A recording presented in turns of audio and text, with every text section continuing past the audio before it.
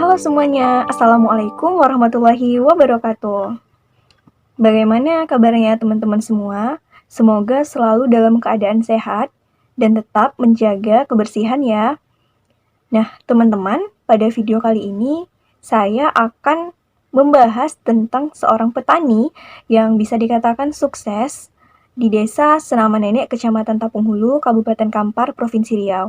Nah, petaninya ini masih muda, tapi sudah berkeluarga ya. Nah, masih muda jadi bisa dibilang masih dipanggil abang begitu. Nah, petaninya ini memiliki lahan sawit, kalau saya pribadi itu sudah cukup luas, lebih kurang 8 hektar. Nah, profit yang didapatkan petani ini cukup besar, apalagi harga kelapa sawit cukup tinggi ya, 2.000 lebih. Nah, otomatis profit yang didapatkan juga besar begitu. Nah, untuk itu sebelum kita lanjut, saya ingatkan kepada teman-teman yang menonton video ini, jangan lupa untuk di-like, di komen, tapi komennya yang positif. Nggak apa sih negatif, untuk membangun juga nggak apa-apa. Kemudian jangan lupa di-subscribe. Nah, dan kalau boleh lagi, jangan lupa di-share. Terima kasih. Oke, terima kasih teman-teman yang sudah like, comment, share, and subscribe. Oke, kita lanjut. Nah, bagaimana sih keadaan desa Senama Nenek, khususnya tuh bagaimana sih perkebunan dari abang-abang tadi begitu kan? Nah, untuk itu kita akan menuju ke lokasinya. Nah, jangan di skip, tetap stay di sini. Sebentar lagi kita akan menuju ke lokasinya dan kita perhatikan bagaimana keadaan desa Senama Nenek. Ayo.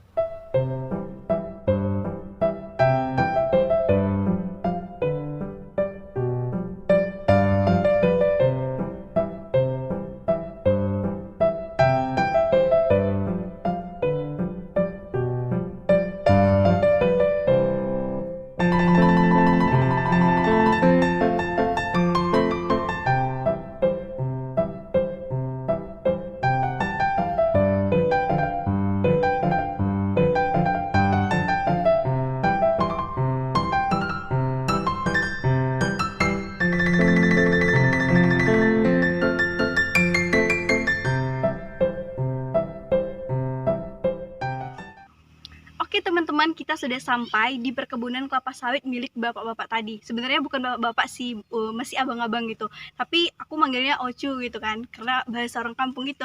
Oke, langsung saja kita bertemu dengan bapak-bapaknya. Abang-abangnya, ayo. Halo, assalamualaikum. Waalaikumsalam. Kita ngomongnya bahasa Indonesia atau bahasa kampung ya, Cu gitu? Ya bahasa Indonesia aja lah, nasional aja. Bahasa Indonesia aja nih guys, oke. Masih muda kan? Coba deh lihatkan dulu, ya ini masih muda. Nah, teman-teman, sebelumnya aku perkenalkan dulu gitu. Nah, abang ini merupakan petani yang sukses, yang sudah memiliki lahan sawit yang bisa dikatakan cukup luas ya. Nah, sebelumnya mungkin boleh bang abang perkenalan diri dulu bang. Oke, perkenalkan, nama saya Salis Kusriadi, kerja sehari-hari petani kelapa sawit. Alhamdulillah merintis perkebunan ini. Awalnya saya buka lahan dasar, itu cuma 2 hektar lahan kosong, dan saya tanam. Setelah mendapatkan hasil yang maksimal, menabung hingga akhirnya saya bisa memperluas kebun sawit saya menjadi sekarang sudah mencapai 8 hektar.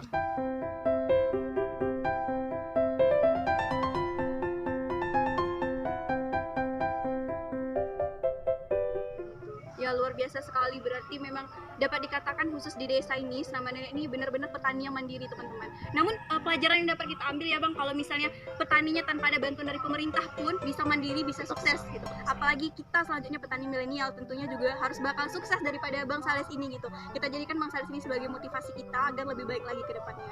Nah, mungkin cukup sekian dulu bang wawancara kita pada sore hari ini. Semoga puasanya berjalan dengan lancar. Terima kasih juga atas waktunya. Nah, bagi teman-teman semuanya yang menonton video saya, jangan lupa di like, comment, share, and subscribe ya.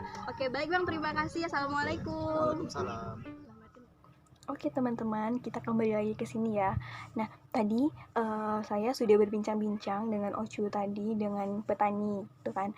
Nah, banyak banget yang kami obrolin terkait usaha taninya begitu. Nah, saya akan memberitahu kepada teman-teman semua terkait profil usaha tani yang dijalankan oleh Ocu tadi. Nah, apa saja sih gitu yang akan kita bicarakan gitu.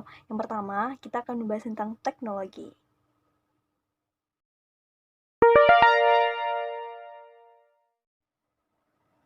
Nah, sekarang kita lanjut nih membahasnya. Tadi kita baru pembukaan aja kan. Nah, yang pertama kita bahas itu tentang teknologi. Nah, teman-teman penasaran nggak sih teknologi apa yang digunakan oleh petani tersebut begitu kan? Karena kalau bagi kita pribadi gitu, 8 hektar itu sudah cukup luas gitu. Nah, lalu gimana teknologinya gitu kan? Nah, ternyata teman-teman, teknologi yang digunakan oleh Ocu tadi, oleh petani tadi itu cukup sederhana gitu. Teknologi yang digunakan itu sama dengan mayoritas petani lainnya gitu seperti dodos, egrek, gerobak, dan sebagainya, peralatan pertanian yang masih tergolong sederhana gitu, bukan modern. Mengapa saya katakan begitu? Karena di sini ketika kita mau menjual atau memasarkan hasil produksi dari tanaman kelapa sawit tadi itu dijemput oleh itunya, oleh tokenya gitu. Nah, jadi tokenya yang menyediakan peralatan seperti truk gitu. Nah, namun beda halnya kalau petani yang memiliki lahan sawit itu sudah berpuluh-puluh hektar gitu, ada yang 20 hektar, itu ada yang memiliki truk sendiri gitu. Nah, jadi mereka yang langsung mengambil hasil panennya gitu menggunakan truk. Namun kalau petani ini itu cukup sederhana gitu.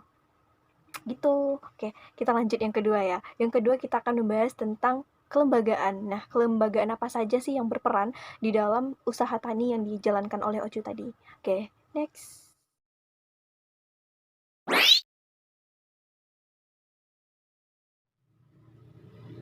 Oke teman-teman, kita sudah membahas terkait dengan teknologi. Kita akan membahas yang kedua terkait profil usaha tani tadi. Nah, yang kedua kita bahas itu adalah kelembagaan. Nah, kelembagaan apa saja sih yang berperan di dalam usaha tani petani tadi gitu. Kita akan bahas. Tetap stay ya. Oke teman-teman, kita akan bahas terkait dengan kelembagaan. Kelembagaan yang terdapat dan berperan di sini itu ada dua. Pertama adalah koperasi. Koperasi yang ada di Desa Senama Nenek cukup berperan dengan baik.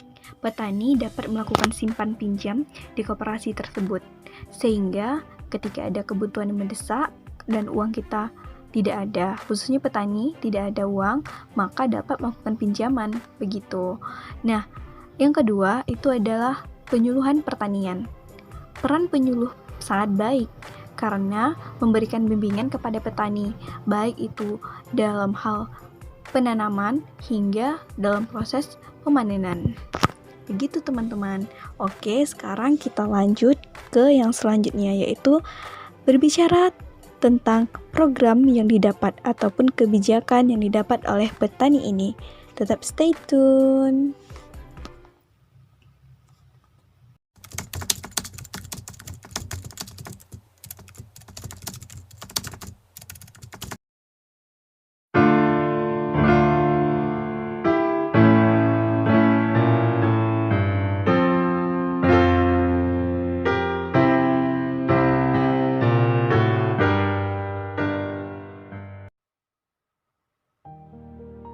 Oke teman-teman, kita telah membahas terkait dengan profil usaha petani tersebut. Nah, cukup sederhana namun menghasilkan profit yang cukup besar begitu.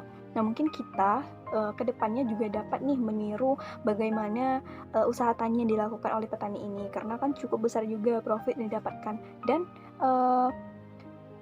kita juga tidak memerlukan dana yang cukup besar begitu, tidak memerlukan peralatan yang modern gitu, cukup sederhana. Nah, mungkin kedepannya kita dapat meniru dan lebih baik kita lebih mengembangkan begitu. Nah, mungkin cukup sekian dari saya. Ketika ada yang salah, saya minta maaf. Mohon koreksinya. Semoga ini menjadi perbaikan untuk kedepannya. Assalamualaikum warahmatullahi wabarakatuh.